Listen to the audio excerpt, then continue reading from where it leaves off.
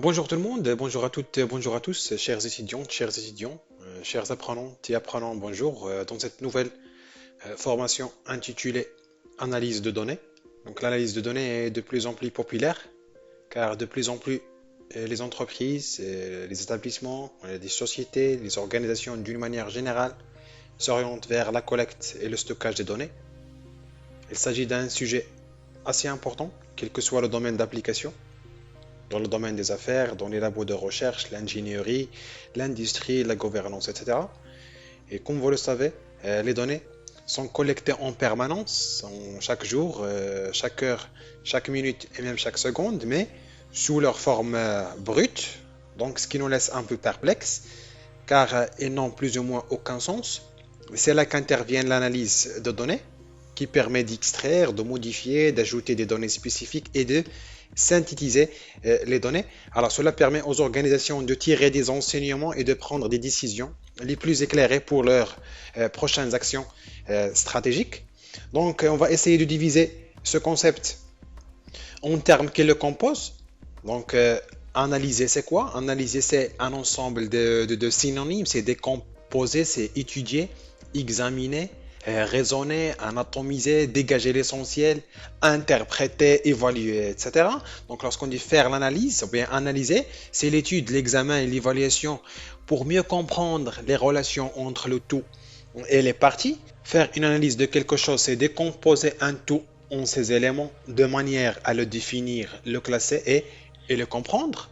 Alors lorsqu'on parle de données, c'est ce qui est connu ou admis comme tel, sur lequel on peut fonder un raisonnement qui sert comme point de départ pour une recherche.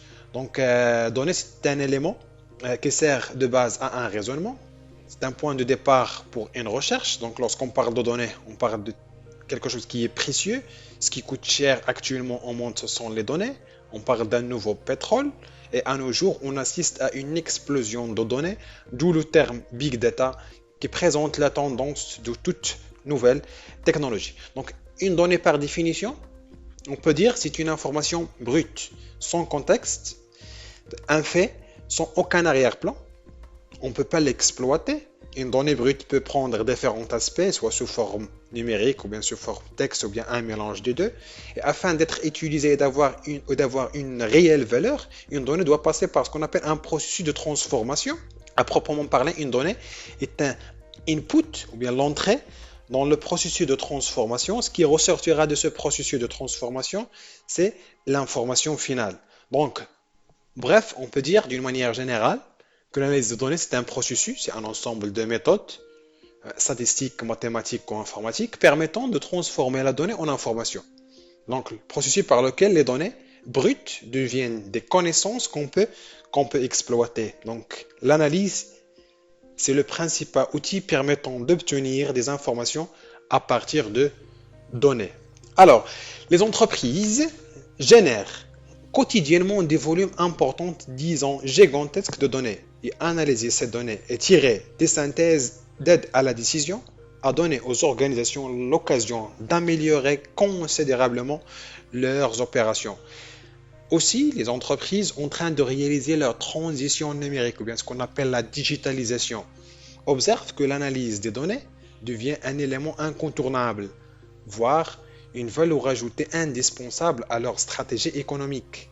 Donc, à part le traitement des données, l'analyse aide aussi à la prise de décision et à l'amélioration de produits et de services.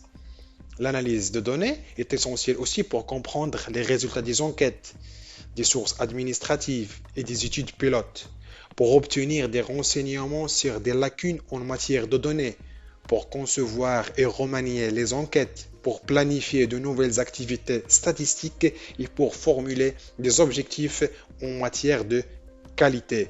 Donc, si les études descriptives se réfèrent à l'estimation des mesures agrégées d'une population cible, par exemple les bénéfices moyens des entreprises ou le taux de réussite d'un examen, etc., etc., les études d'analyse ou bien les études analytiques peuvent servir à expliquer le comportement des caractéristiques ou les relations entre elles.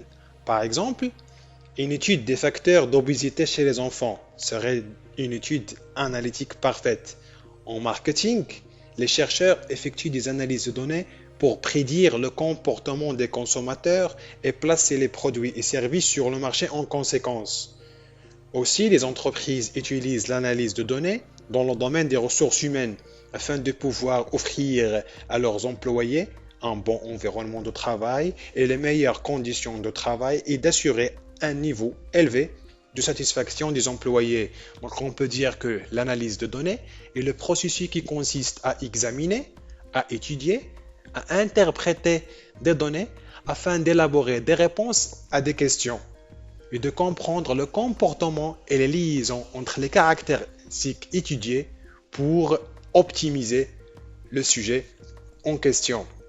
Donc, si l'analyse de données est le processus qui consiste à examiner et à interpréter les données afin d'élaborer des réponses à des questions, donc les principales étapes du processus d'analyse consistent à cerner le sujet d'analyse. Il faut être bien précis pour choisir le sujet d'analyse.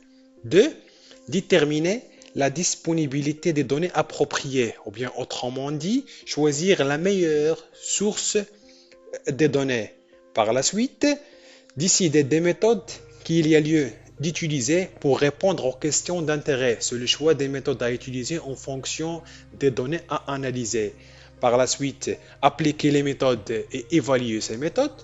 Et comme dernier point qui est très important, c'est interpréter les résultats. C'est savoir lire les résultats d'analyse et faire le lien entre les résultats et le sujet d'analyse.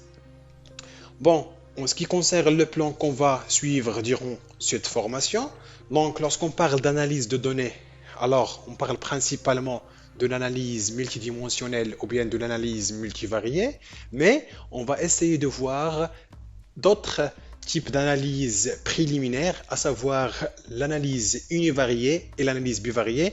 Mais avant, on va commencer par une petite capsule dans laquelle on va essayer de voir les généralités et vocabulaire de base.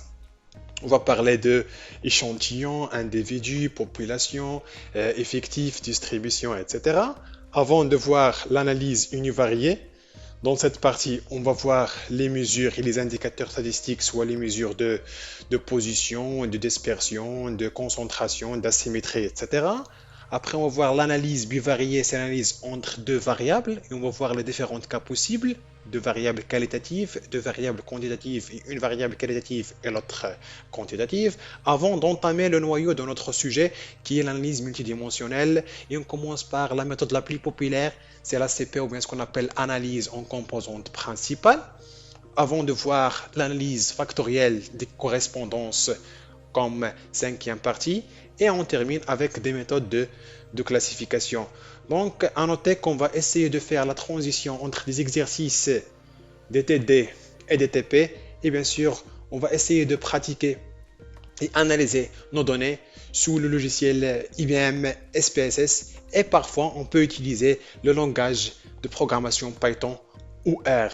Donc, sans tarder, je vous souhaite bon courage, bon apprentissage et à la prochaine.